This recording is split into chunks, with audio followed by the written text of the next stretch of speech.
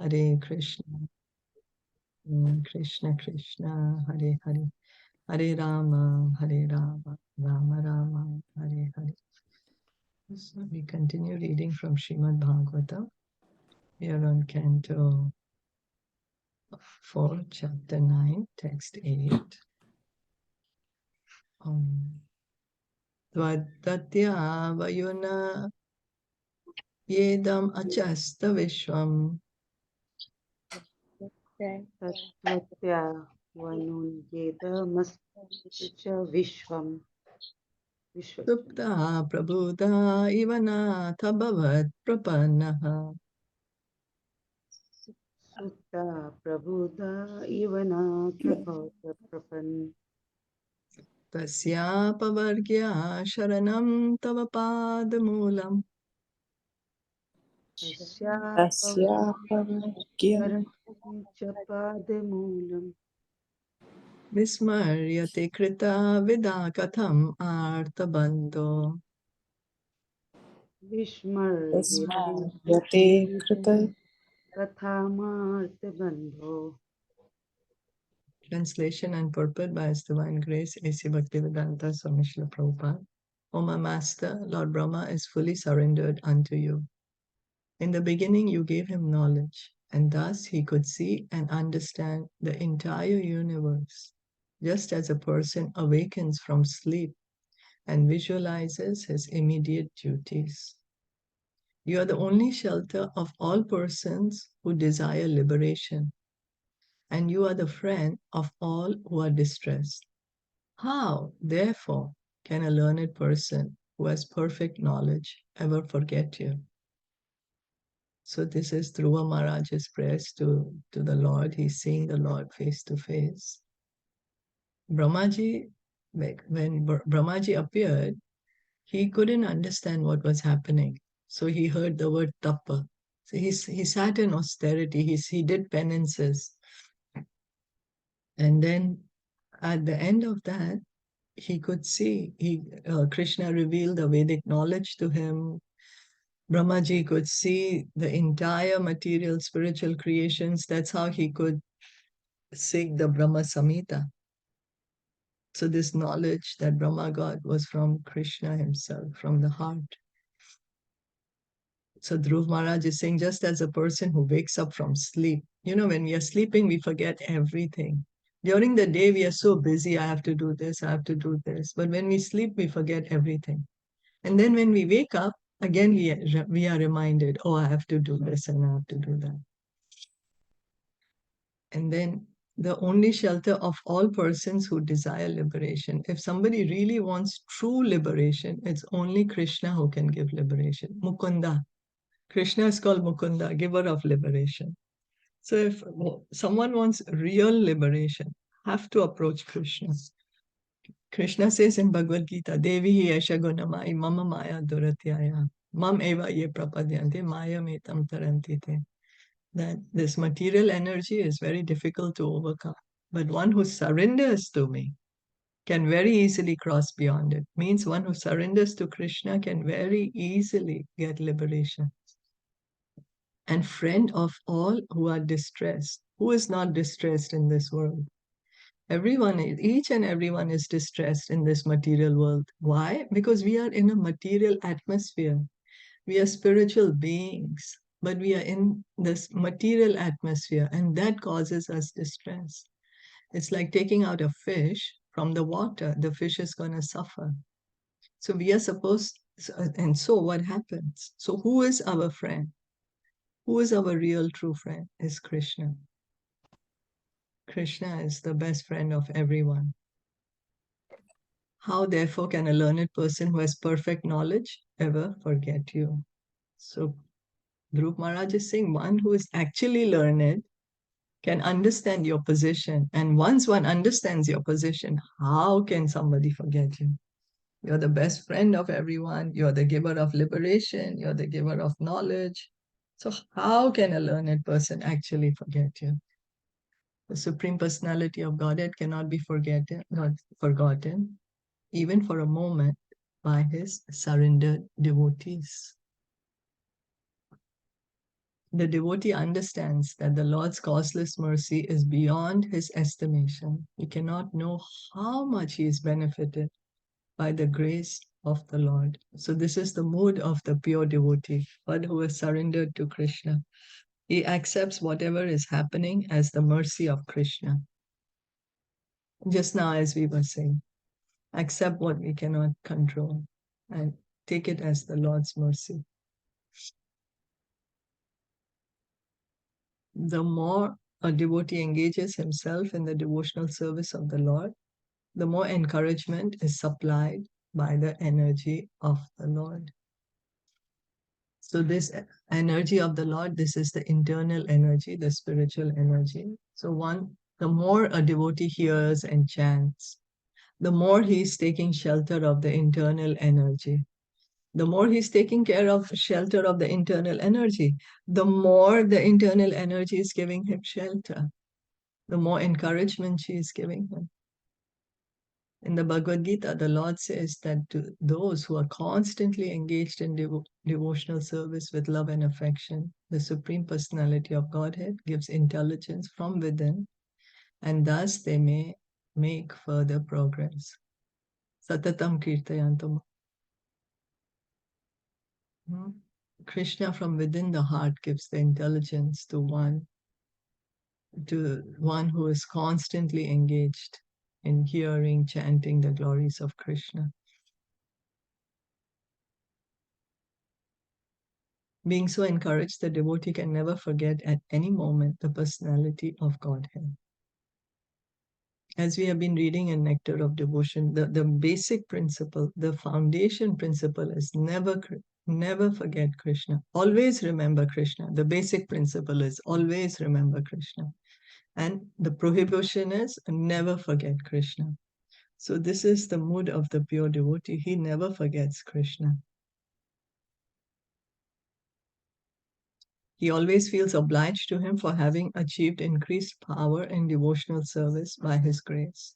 So the pure devotee does not think that he's able to engage in devotional services because he's so great and he's doing all these things. No, he accepts it as the mercy of the Lord. He understands it's the mercy of the Lord that he's being allowed to engage in devotional service. A pure devotee, he does not think, oh, I'm doing so much service. It's because of me, so great I am. But his mood is that Krishna is so kind to me that he is engaging me in some insignificant service. Saintly persons like Sanatan and Lord Brahma were able to see the entire universe by the mercy of the Lord, through knowledge of the Lord. The example is given that a person may apparently abstain from sleep all day, but as long as he's not spiritually enlightened, he's actually sleeping. Why are we called sleeping if we are not spiritually enlightened? Because we are not yet awakening our soul.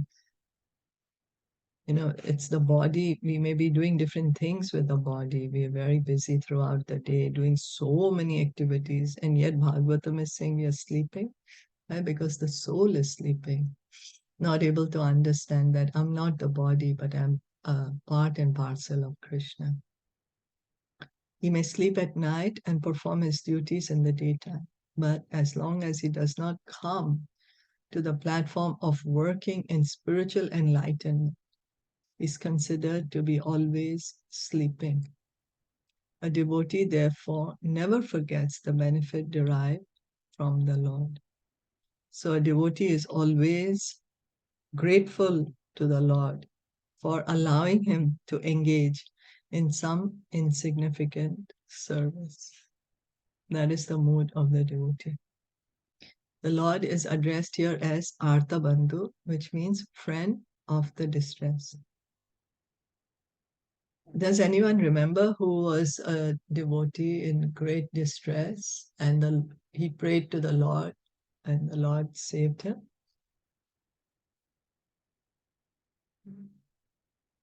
Any pastime? Was it Draupadi? Draupadi, yeah? Yes, Draupadi. She was in so much distress and Krishna came and saved her. Anyone else? Prahlad Maharaj. Prahlad Maharaj. I don't know if he actually called out to the Lord to save him, you know. He was remembering the Lord, yeah. But I don't know if he actually called to the Lord that save me. He was always remembering and glorifying. Even when all the atrocities were happening, Yes, right. you know. Or who I can remember is Gajendra. We are going to read about him Yes. also in Bhagavatam. Gajendra was in distress and he prayed to the Lord and the Lord saved him. So yeah, Draupadi, Gajendra. Even this one, Parikshit's mom, Uttara. Uttara, she pleaded to Krishna to save the child in her womb. And then Krishna in the womb saved the child, Parikshit. She was in a lot of distress that time when the Brahmastra was released by Ashwatthama. Yeah, so many instances where Krishna has proved that he's Artha Bandhu. That if someone approaches him for protection, he always gives protection. You know, we try to look for shelters here and there. We try to look that, oh, this one will be my shelter, or that one, or maybe my own mind may be my shelter. But our true shelter, our real friend is Krishna. We can always turn to Krishna at any moment. As stated in Bhagavad Gita, after many, many births of executing severe austerities in search of knowledge, one comes to the point of real knowledge and becomes wise when one surrenders unto the Supreme Personality of Godhead. So this is the verse, Bahunam Janmanam Ante Jnanavan Mam Prapadyate. Vasudeva Sarvamiti Sa Mahatma Sudurlabha. One may go on doing research work, trying to understand, differentiate between matter and spirit without engaging in devotional service. And after many, many births, or somebody trying to cultivate knowledge, after many, many births and deaths, one will come to the point of the real knowledge. He will, because he has already begun the journey. And after many, many births and deaths, he will come to understand that Vasudeva Sarvamiti, that Krishna is God, and that he has to surrender to Krishna. That is real knowledge. That is real knowledge. The Mayavadi philosopher who does not surrender unto the Supreme Person is understood to be lacking in real knowledge. So, you know, the research work is not yet complete. For someone, it may take lifetimes and lifetimes to do this research work, as Krishna is saying. Following the path of knowledge may take lifetimes and lifetimes. And to come to what's the point to come to? Understanding that Krishna is God and that I need to surrender to Krishna. The devotee in perfect knowledge cannot forget his obligation to the Lord at any moment. But whereas a devotee, he does not need many lifetimes. He's understood that Krishna is my master. My duty is to engage in devotional service. So the devotee has already understood this perfect knowledge. And so that's why a devotee is, one can understand that the devotee has already done all his research work. He's already read all the Vedas. He's already done everything. That's how he can come to the point of surrendering to Krishna. And of course, but a devotee, how does one become a devotee? Is by the mercy of the devotee, by the mercy of the pure devotee. So one may not have actually done all this research work for thousands of births. One may not actually have studied all the Vedas, but just by receiving the mercy of a pure devotee, one comes to the correct conclusion that Vasudeva Sarvamiti, that Krishna is God and I need to surrender to him. Are there any questions or comments?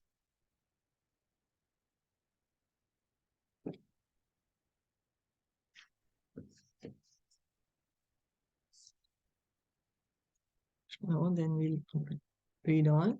Nunam vimushta matayastava mayayate.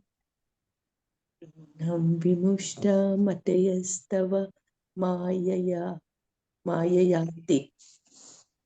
Ye tvam bhavapya vimokshanam anyaheto. Ye tvam bhavapaya vimokshanam anyaheto. Archanti kalpaka tarunkuna upabhogyam. Archanti kalpaka tarum punabhopa bhogyam. Ichanti yatsparshajam niraye api nirnam. Ichanti yati sparshajam niraye api nirnam. Persons who worship you simply for the sense gratification of this bag of skin are certainly influenced by your illusory energy, in spite of having you, who are like a desire tree and are the cause of liberation from birth and death. Foolish persons such as me desire benedictions from you for sense gratification, which is available even for those who live in hellish conditions. So here Dhruva Maharaj, he is saying to the Lord, I prayed to you because I wanted something material. I wanted a great kingdom, but it's foolish of me. He's saying the bag of skin, this body is called a bag, skin and bones. You know, if we didn't have the skin on this body of ours, we would be horrified. You know, when we get a cut, if it's a deep cut, we can really get horrified to see what's actually inside. It's not a pretty sight if the skin is not there. But because the skin is there, we get so attracted to the body. So this is the work of Maya. Krishna is called a desire tree. Why is he called a desire tree? A desire tree, Kalpavriksha, gives us anything we ask for. And that's how Krishna is. Krishna can fulfill all our desires. He can give us anything. And only Krishna can give us liberation. Only Krishna can give us liberation from birth and death. So Dhruva Maharaj is saying, I prayed to you not for liberation, I prayed to you for getting a kingdom. And I'm foolish because sense gratification people can even get in hell. So he's saying, I could ask you liberation, but I'm so foolish. But of course, Dhruva Maharaj, he's a pure devotee. He's already liberated at this point when he's speaking these prayers. He's already a self-realized soul. So, but we may say, oh, but I have so many material desires, then what should I do? We still approach Krishna. My dear Krishna, I have all these desires. What shall I do? You know, we have a lot of desires. We don't have desires. We desire liberation. Whatever is whatever our condition may be, we continue to engage in devotional service to Krishna. Dhruva Maharaj repented because he has come to the Lord to render devotional service for material profit. Here he condemns his attitude. Only due to gross lack of knowledge does one worship the Lord for material profit or for sense gratification. The Lord is like a desire tree. Anyone can have whatever he desires from the Lord, but people in general do not know what kind of benediction they should ask from him. Happiness derived from the touch of skin or sensuous happiness is present in the life of dogs and hogs. Such happiness is very insignificant. If a devotee worships the Lord for such insignificant happiness, he must be considered devoid of all knowledge. So Prabhupada is explaining to us that sense gratification, happiness, there is happiness in sense gratification. There is no doubt. But that kind of happiness of sense gratification, we can also get it when we are in the body of an animal, in the body of a pig or of a dog. And this kind of happiness is very tiny, very, very small. So even in this human body, if we pray for such kind of happiness, that means we are not improving ourselves. Rather, we should ask Krishna for Krishna Prema, for pure devotional service. Because the happiness derived on that platform is like an ocean of happiness, unending ocean.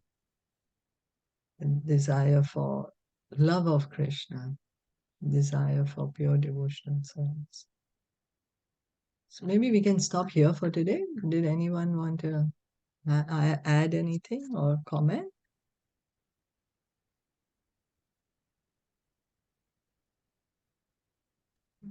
Thank you so much for listening and joining in. Srimad Bhagavatam ki jai, Srila Prabhupada ki jai, Gaur Bhaktavinda ki jai. Hare Krishna.